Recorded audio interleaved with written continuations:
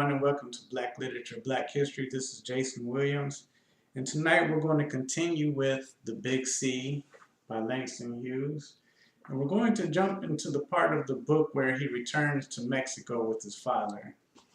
Now, Langston Hughes went to Mexico once with his father, where he discovered that he really didn't like his father. He actually said that he hated his father.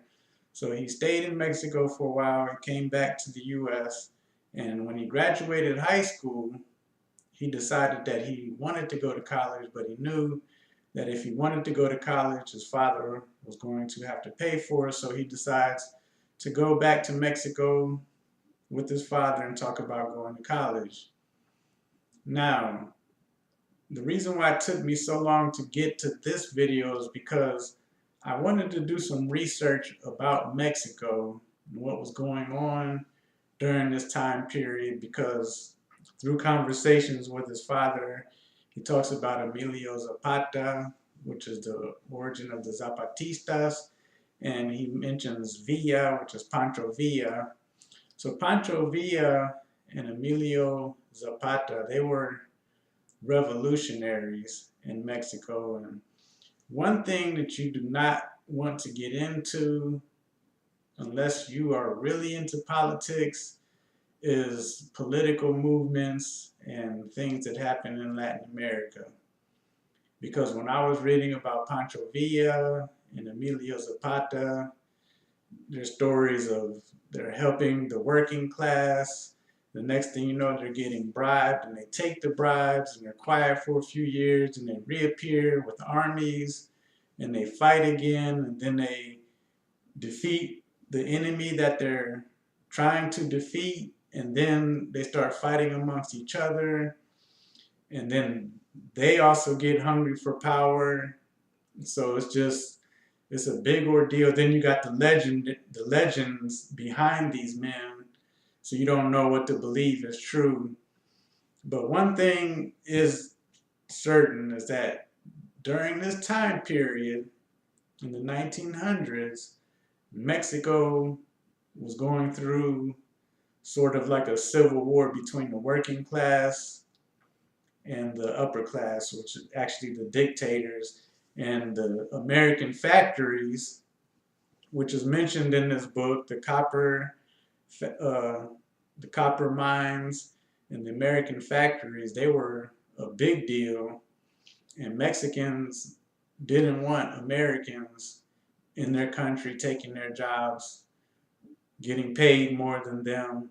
And because actually, if you were running these factories, you were running the political economy of that country. And during this time period, Woodrow Wilson was the president. We all know how big of a racist Woodrow Wilson was. So during this time period, Mexico was in turmoil, and it mentions in the book where they saw the two Indians hanging from a tree or from something that was built. They were hanging from it as a message to those that the government was fighting. More likely than not, those Indians were the Zapatistas, those following Emilio Zapata. And the raid, where Langston Hughes talks about the white Americans getting run out and killed, was from Pancho Villa. Pancho Villa had a raid on the border, on the U.S. border, where it was a massacre where he just killed all the white Americans that he could find. And sad story, but true, is that Woodrow Wilson, after this raid, he sent Buffalo Soldiers, 10th Cavalry, black soldiers, to the border of Mexico to patrol the borders, to keep Mexicans in line and to fight Mexicans.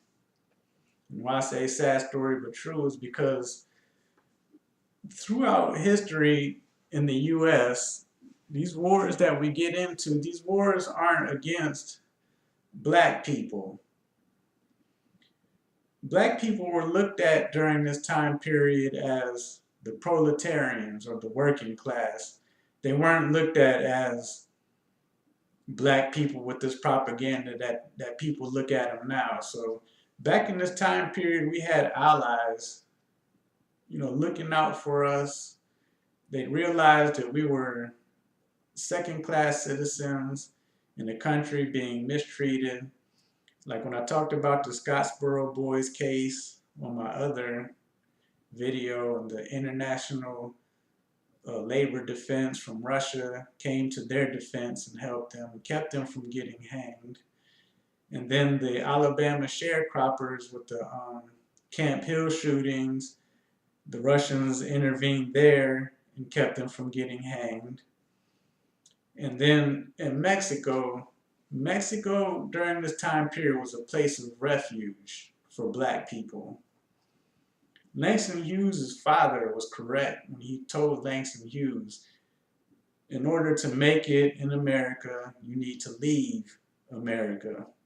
So like America, in order to make it America, I'm talking about from South America to North America, because these are the Americas. But he said, in order to make it, you have to leave America. And Mexico was a place that many black Americans went to live their life. It's documented. It's in articles if you want to just do some research. I don't have the articles right in front of me because I was researching Pancho Villa and Emilio Zapata, and I don't want to get into that because that'll be about 4 or 5 videos trying to decipher what was going on through there. Except that labor was the big question. Labor was the fight that they were having in Mexico, violent fights. However, Mexico was a place of refuge for many black people. Black people would go to Mexico to make a living. Black people would go to Mexico to have their interracial marriages if they wanted to. They could marry whoever they wanted to and live the life. Like Langston Hughes' father, he had a business going on in Mexico, and he ended up marrying a German lady down there, way below his caliber, but we'll get into that later about interracial marriages and how black men viewed white women in comparison to their own race. We'll talk about that when we get to Wallace Thurman and the Infants of the Springs. He has a nice little couple paragraphs about that in his story. But anyway, Langston Hughes' father made a living in Mexico. There were a lot of black people down there. And then Woodrow Wilson, one of the most racist presidents that we have, sends black people down there to patrol the border. So now Mexicans can look at black people as the enemy as well. And it seems that from the time period when all of these international defense funds and these international organizations were looking out for the black people were in the U.S. trying to represent the USA and fighting in wars and getting involved in representing the USA in sports and the Olympics, and never got the respect that they thought that they were going to deserve. They never got the respect. As a matter of fact, the person who said, I'm not going to fight for the U.S. because nobody over in Vietnam ever called me nigger, Muhammad Ali, he got respect because he took a stance and he said, I'm black, they're not fighting against me, they're fighting against you, not me. I got my own war in the U.S. I got my own problems. I'm not enjoying the rights that the army is supposedly protecting. So he didn't join the army. And he got thrown in jail. And now, looking back on him, Muhammad Ali is one of the most respected individuals that we know of in history. One of the most respected black men in history because of his stance against fighting in the war. I'm sorry. My eyes itching. But when you look back at those who did fight in the wars, who did run in the Olympics. You know, we have stories about them. When I'm talking about the Olympics, I'm talking about the Berlin Olympics, where the black athletes went over there and won all the medals in the track and field events to prove that the Aryan race, the white race, was not superior in any way, shape, or form to other races. And they won these medals, come back to the United States, going to go to the hotels and tell them, you ain't going through the front door, you go in the back door. And they got no reception, no honors, no nothing when they come back. So it's just bad that black people were caping for the U.S. and continue to cape for the U.S. and they're not getting any respect for it. Not getting any respect at all. And I believe that throughout time we lost allies that we had because we so busy representing the United States. You know. So anyway, back to the big C. So in Mexico, you know, black people were seeking refuge there, and though Langston Hughes said that he didn't like his father, he had some good conversations with his father while in Mexico on the second time around. His father said, yes, I will send you to college, but he wanted to send him to Switzerland or to Germany. He didn't want him to continue to stay in the U.S. So Langston Hughes' father, he loved Langston Hughes. He's looking out for him, and he's trying to explain to him, like, you can't, it's very difficult to be successful in the U.S. And then he wanted him to be an engineer, or work for, you know, study something that he could work, you know, with numbers, be an accountant. And Langston Hughes said he wanted to be a writer. And when his father asked him, name for me one Negro writer who made any money from writing, and now Langston Hughes said Alexander Dumas. Now Alexander Dumas was a black writer. He was actually from the island of Hispaniola, which he would be called Haitian today. But Langston Hughes' father replied with, yeah, he's a famous writer, he made money, but he didn't live in the United States. So he still reiterated his point that in order to be a successful black man, you can make it as long as you don't live in the United States. And actually, he said Alexander Dumas lived in Paris, where he didn't have the color line staring him in the face, which is very interesting because during the Harlem Renaissance, and I put it in quotes because it wasn't a renaissance of any kind, Harlem and Paris were the two capitals during that time period. And when we get into the second half of the Big C, the second half is all about that time period. So I'm going to read to you some interesting parts that happened to Langston Hughes while he was in Mexico. One of the things that Langston Hughes enjoyed in Mexico were the bullfights. And since he was a writer, he wanted to write some poems describing the bullfights, but he said he could never capture the energy and the imagery and the force of the bullfights. I have seen a few bullfights myself on TV when I actually lived in Spain for a while, and they're very brutal. I would like to have seen one in person, but the people that I was living with, they said, no, we're civilized and we don't watch those types of things. Those happen I was living in Barcelona, and they said that happens in other areas of Spain. So I didn't get to see one live, but I learned about bullfights. I watched a couple bullfights, and they're very interesting. But I'm going to read a section of Langston Hughes actually in his explanation of where he cannot express the power and the force of a bullfight. He actually explains it very well here. Meanwhile, ambitiously, I began to try to write prose. I tried to write about a bullfight, but could never capture it on paper. Bullfights are very hard things to put down on paper, like trying to describe the ballet. Bullfights must be seen in all their strength of vigorous and graceful movement and glitter of the sun on sleek hides and silken suits spangled with gold and silver, and on the sharp points of the banderillas and on the thin blades of the swords.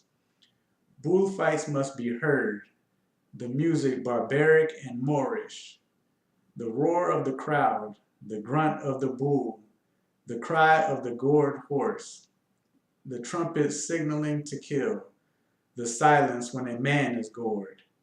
They must be smelt, dust and tobacco and animals and leather, sweat and blood and the scent of death. Then the cry of glory when a great kill is made, and the flutter of thousands of handkerchiefs, with roses thrown at the feet of the triumphant matador, as he is rewarded the tail and ears of the bull, or the hiss of scorn when the fighter has been cowardly or awkward.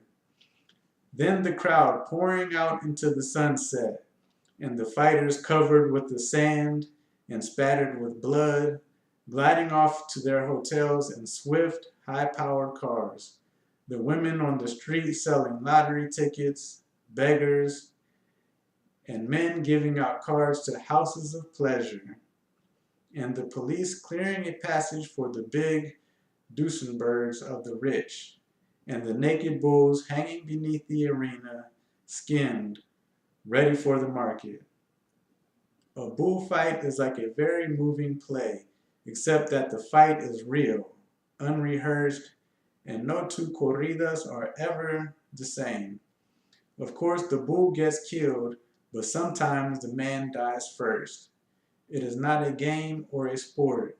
It's life playing deliberately with death, except that death is alive too, taking an active part. See, this is why I like this autobiography, because Langston Hughes is a poet. He's writing about his life in his autobiography, and there are many sections where he just breaks off into this the writing like this that you don't get in most autobiographies. He can't help himself. It turns into prose. So I really enjoy reading that part about Mexico, and you hear Langston Hughes' knowledge. When he said the music barbaric and Moorish, he knows about the Moors.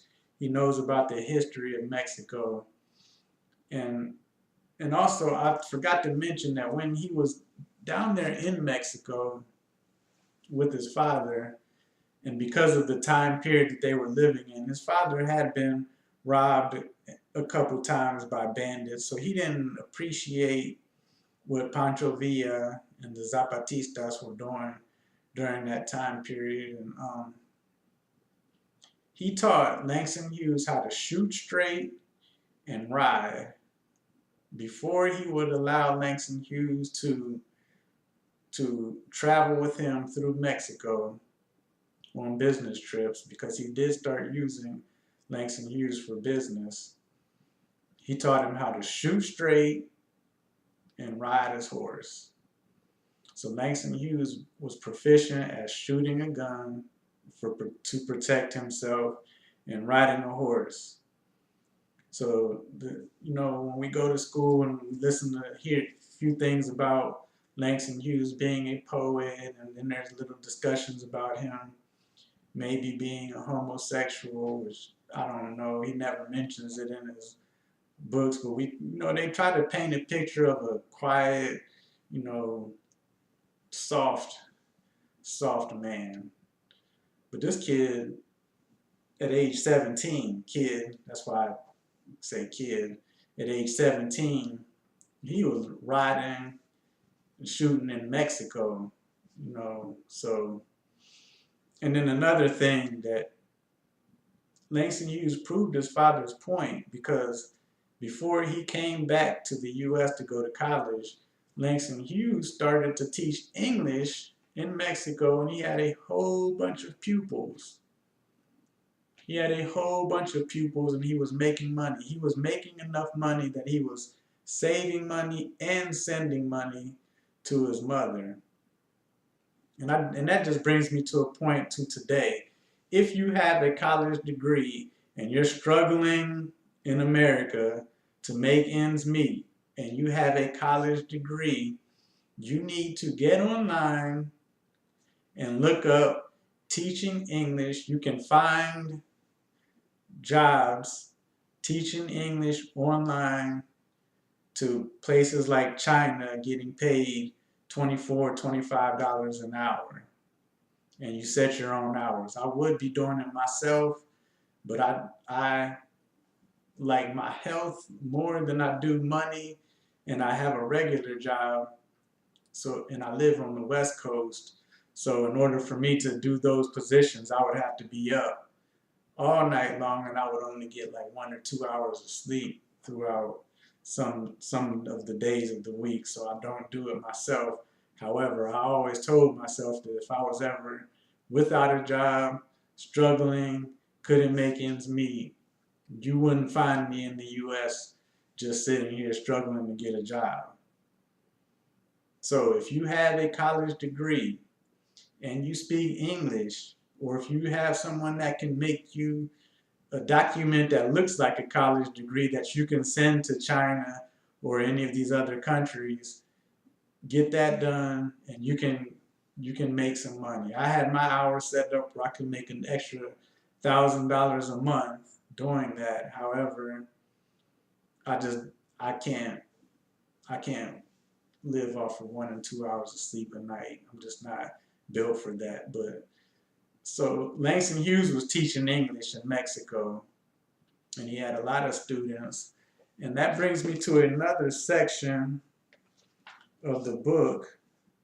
But before we get into that, there was a tragedy. And there's a chapter called Tragedy in Toluca.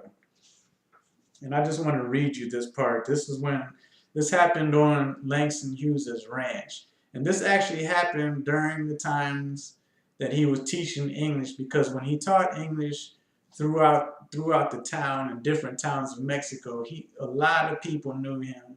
He knew a lot of people. And some of the women were attracted to him because he was a young, educated man with an American passport. And when you have admirers, women, you have men who are jealous. And this is a section about a jealous man who went after Langston Hughes. And the chapter is called Tragedy in Toluca on page 72. But I'm going to read the part where this tragedy happened. Okay. My father had gone to the ranch, so the women had the house to themselves. Because I found Frau Schultz very kind and amiable, I was glad she was having a holiday week with her friends. Every day, Goethe came down to our house to be with her mother, and things were very lively, and the patio was filled with feminine voices speaking German. Most of the time, I kept out of the way, since we couldn't understand one another, the Germans and I. Then Friday came. The week was almost over, and Frau Kraus would return to Mexico City on Sunday. But on Friday, the terrible thing happened. Fortunately, there were no guests in the house that afternoon. Only Frau Schultz and her little girl, Lot. Frau Kraus and her daughter, Gerda. It was a chilly, dismal afternoon, so they were all seated at the table in the dining room just off the warm kitchen. The coffee was hot and the apple cakes almost like the cakes at home in Germany, where the ovens were not built of adobe brick and dusty corals. They were having a good time, the two women talking of days before the war in their suburb of Berlin, and of their children, and how 10-year-old Lot was learning Spanish and becoming Catholic already in that Catholic school, and of how well Goethe had done with her job under the tall, cranky old brewery master. Just then, someone knocked commandingly at the street entrance. 10-year-old Lot went down the corridor and across the patio to answer the door. There stood the brewery master, tall with iron white hair and a big white mustache.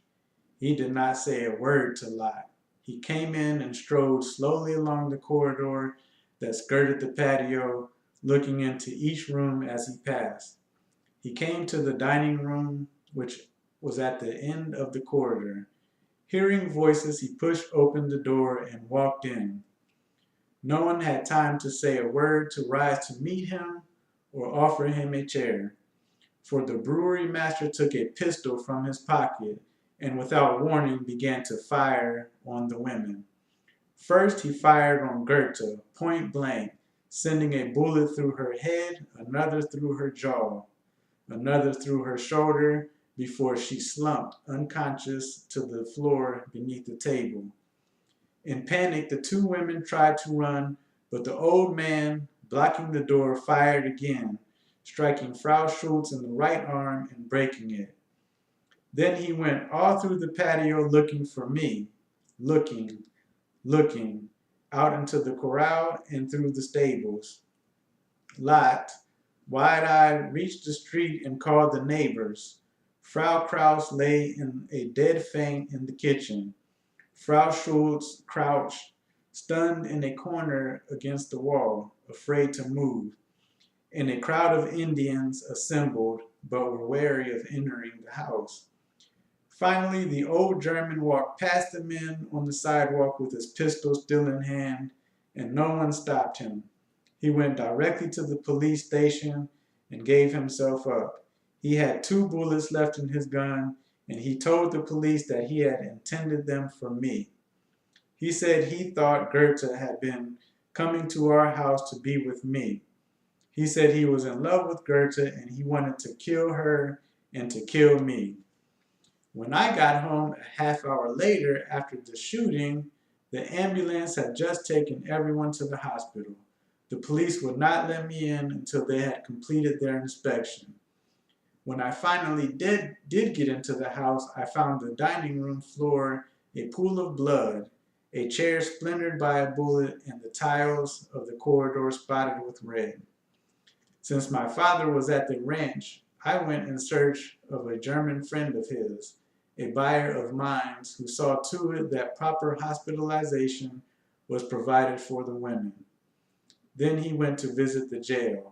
The old brewery master sat in his cell, not saying a word, except that he was glad he had killed the girl. He was glad, he mumbled, glad. But strangely enough, Goethe did not die. She was unconscious for 6 weeks and remained in the hospital almost a year, but she didn't die. She finally got well again, with the marks of 3 bullets on her face and body. The court gave the old man 20 years in prison. Had I arrived home that afternoon a half hour earlier, I probably would not be here today. So that's a very interesting section of his time in Mexico. So he learned how to shoot, he learned how to ride, he learned how to teach English. He was getting along with the people, and somebody wanted to murder him because he felt that this woman, Goethe, was in love with Langston Hughes and was going to the house to see Langston. So he wanted to kill him and her. And he ended up not killing anyone and getting 20 years in prison. And he didn't follow up on this story, so I don't know what happened after that 20 years. The man was pretty old, so he probably didn't live another 20 years. But just some interesting things in this autobiography. So I have one more section that I want to read. When you go to other countries, sometimes you notice that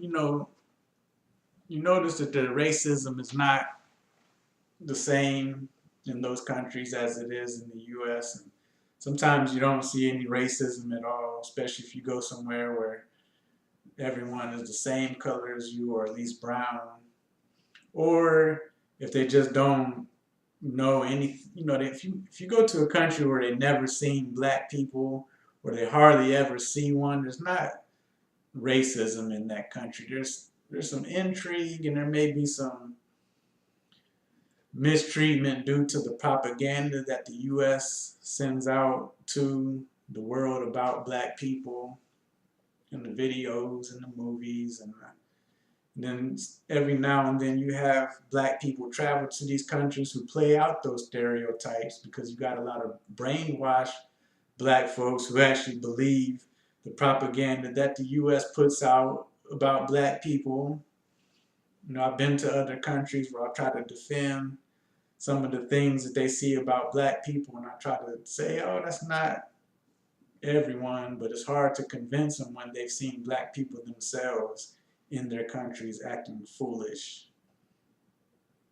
And that's all I have to say about that. But anyway, when you go to these other countries, white people like to show up and bring the racism from the U.S. with them to these other countries. And that is exactly what happened when Langston Hughes was deciding to return back to the U.S. He had convinced his father to send him to Columbia University so he could be in New York, and Langston Hughes really wanted to see Harlem. But in giving up his school and his pupils to an English teacher, or a white woman, she brings her racism to the classroom. And I'll read you what happened. While I went for a final trip to the ranch with my father, Professor Tovar and Senorita Padilla called on the American woman and made final arrangements with her to take over the girls' school and business school classes. They set a day for her to come to the business school and the Portales to go over the lessons with me and to visit the commercial classes. Professor Tovar had neglected to tell the new teacher that I was an Americano de color. That means an American of color, brown as a Mexican, and 19 years old. So when she walked into the room with him, she kept looking around for the American teacher. No doubt she thought I was one of the students, chalk in hand, standing at the board. But when she was introduced to me, her mouth fell open and she said, "Why, I thought you was an American." I said, "I am an American." She said, "Oh, I mean a white American." Her voice had a southern drawl. I grinned. She was a poor-looking lady of the stringy type, who probably had never been away from her hometown before. I asked her what part of the state she came from. She said Arkansas, which better explained her immediate interest in color. The next 2 days, as she sat beside me at the teacher's desk, and I went over with her the different types of courses the students had, the conversation for the girls from Senorita Padilla's school and the business English school for the pupils of the academy. She kept looking at me through the corner of her eyes as if she thought maybe I might bite her. At the end of the first day, she said, "I never come across an educated Negro before." And then in parentheses, he has, "Southerners often make that word a slur between nigger and Negro." I said, "They have a large state college for colored people in Arkansas, so there must be some educated ones there." She said, "I reckon so, but I just never saw one before." And she continued to gaze at me as her first example of an educated Negro. I was a bit loath to leave my students, with whom I had had so much fun, in charge of a woman from one of our more backward states who probably felt about brown Mexicans much as my father did. But there was no alternative if they wanted to learn English at all. Then, too, I thought the young ladies from Senorita Padilla's academy might as well meet a real gringo for once. Feminine gender gringa. So she brought her racism with her to Mexico, and I like how Langston Hughes explains the different slang words and how they pronounce, Negro, Nigra. And I did a video where it was Langston Hughes' definition of the word nigger, followed up by a poem by County Cullen called Incident. So, and County Cullen was that was the poet that Zora Neale Hurston wrote the letter to, which I also have a video of that, which was pretty well received. So you might want to check that letter out.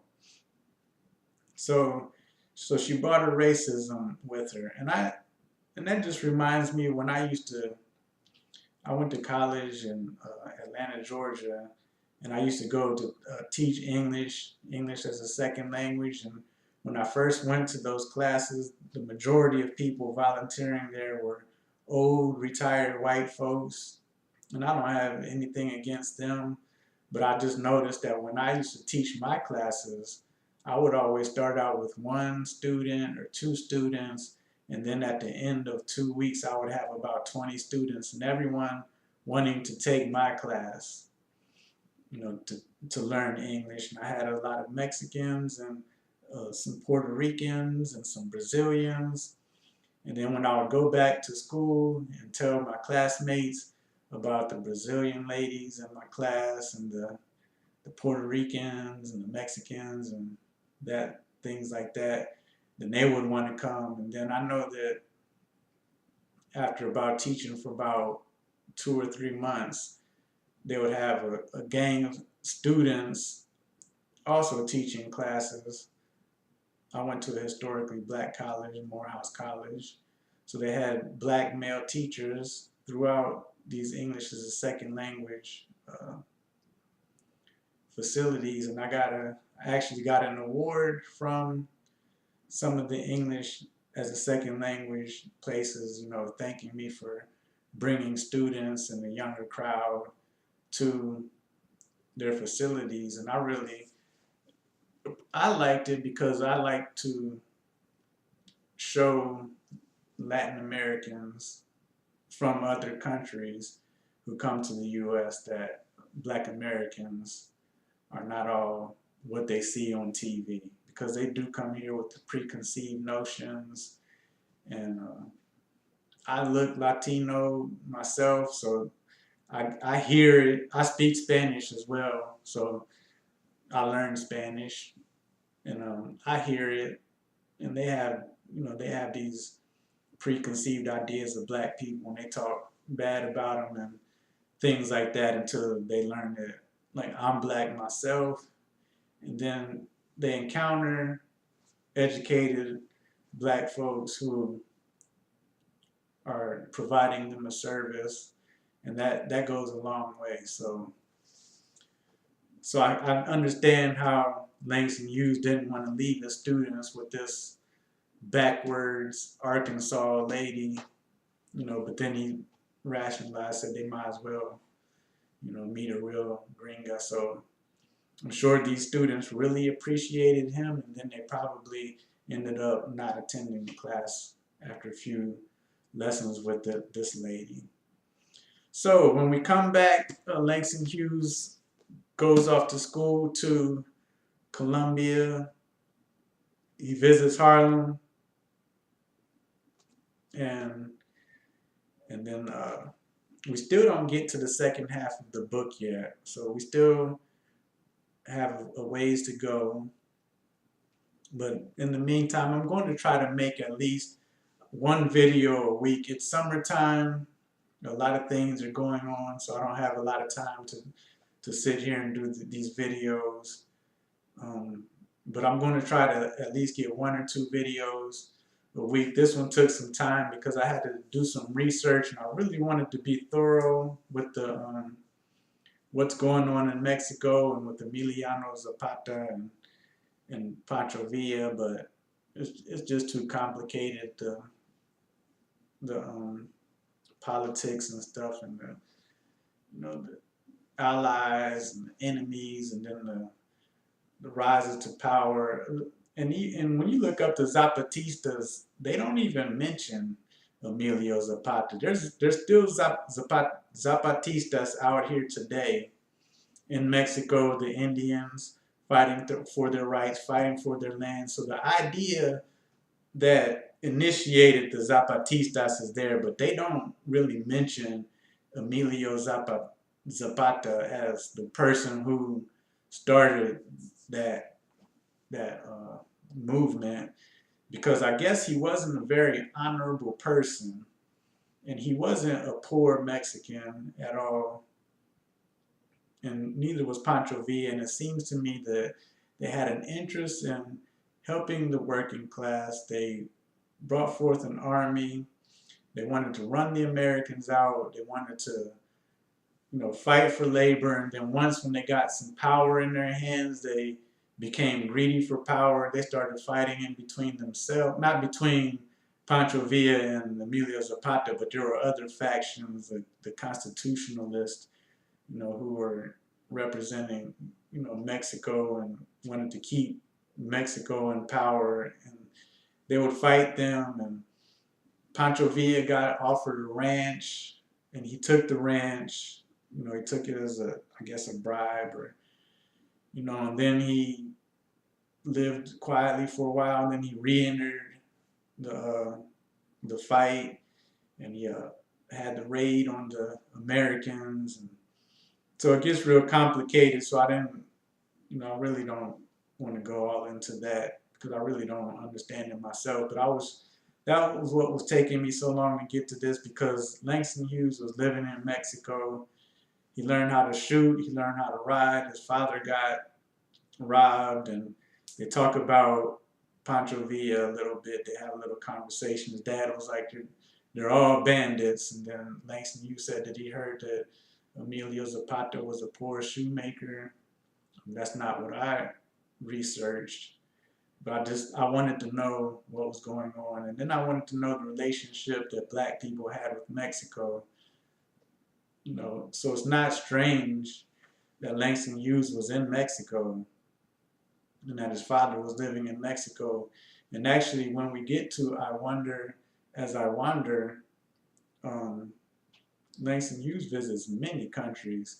And in every country that he visits, there are black people living in that country with no intentions of returning to the U.S. He went with a group of, I don't know, like 11 or 12 actors to Russia to do a play. They never did the play. There were some black people there to meet them when they got there, and they never did the play. However, at the end, the majority of the troupe that went with him, they didn't leave. They stayed in Russia. Because while Langston Hughes was traveling through the U.S., from state to state to state, trying to stay in a hotel in the U.S., he could not find a hotel to stay in. Even today, if you ever been to Portland, this is one of the most progressive cities in the U.S. Langston Hughes visited Portland while he was doing a tour of his reading his poetry, and he had to stay in a whorehouse because no hotel would accept him in Portland, Oregon. However, when he's in Russia, he goes to any hotel he wants to. He gets all the service that he wants to. He has no problems, and he appreciates it. So many of the troupe that went with him experienced being treated like a regular human being. Even though it's in Russia, they still decide to stay there. And we already know that even today, many actors and actresses, black actors and actresses, go to Europe and they stay in Europe, Paris, Switzerland, with Tina Turner, Diana Ross. Back then it was Josephine Baker. Langston Hughes stays for a while. I don't understand why he ever returned to the U.S. But this is something interesting that I heard, and I can't remember who said it. It was a writer who said that it's easy for him to go to Paris or another country to write because he doesn't have to worry about his back there. He doesn't have to worry about the racism. He doesn't have to worry about the controversial things that he's writing about in retaliation from white Americans. So he travels to other countries to write because he can sit at his typewriter. So this was a while ago. He could sit at his typewriter and be calm and collected and write his stories out. And I have the guy's face in my head, but for some reason at this point I can't recall his name. But you know that, so that holds true. And I noticed that Langston Hughes, he claims Cleveland as his home, but when he writes his story, he wrote some of his, when he wrote The Ways of White Folks, he was traveling through Russia when he got some of the ideas, and he was traveling. He was actually in California when he completed The Ways of White Folks. So many writers travel to other countries, and when he lived in Paris, or when he went to Spain, he met a whole bunch of writers during that era, white writers. He actually, when he was in Russia, he met a German writer who wrote the book called something at noon. When I come back on the next video, I'll let you know, because I didn't look this stuff up before I got on here to speak about it, and I didn't plan on speaking on it. But Darkness at Noon, that's what it was called. But Langston Hughes knew, and that was a very good book. I read that. What I do many times when I read these books is they'll mention other authors and they'll mention other books, and then I go and read those books, because I take their recommendations very seriously. So this is Black Literature, Black History, Jason Williams, and have a nice evening.